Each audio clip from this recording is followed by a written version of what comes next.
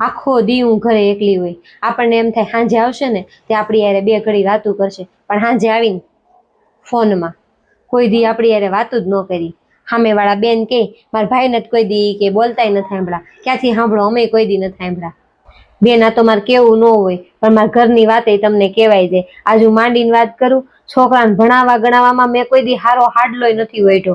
આ જો ને ઘરઘેતર ને પરણેતર પિંક કલરનું બ્લાઉઝ ક્યાંક મેળ્યું હોય ને શનિવારીમાંથી, ત્યાંથી હું લઈ આવું ને હાડલો બ્લાઉઝ વગરનો હાડલો ગોઈતો હોય, પછી પાછી બ્લાઉઝ એવું મળે ને જેવું મળે ને એવું લઈ આવું. સિલાઈના પૈસા ન હોય મારી પાસે, પણ આ છોકરાને ભણાવવા ગણાવવામાં આખી જિંદગી મારી તો આમનામ વહી ગઈ. અને આપને એમ થાય કે આ દિવાળી છે, દિવાળીમાં બે ઘડી આપણી પાસે બેસે તો દિવાળીમાં વહી જાય દેશમાં, આપને ખબર ન હોય. સાંજે ઠેલા ઉપડે ને ત્યારે આપણને ખબર પડે કે લે આજ તો આ ભાઈગા.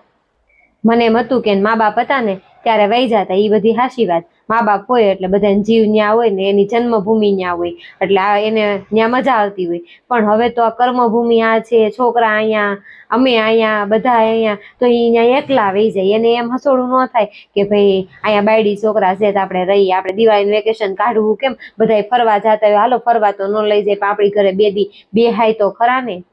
બેન મને ઘણી વખત એવું રોણું આવે કે ક્યાં મને દઈ દીધી.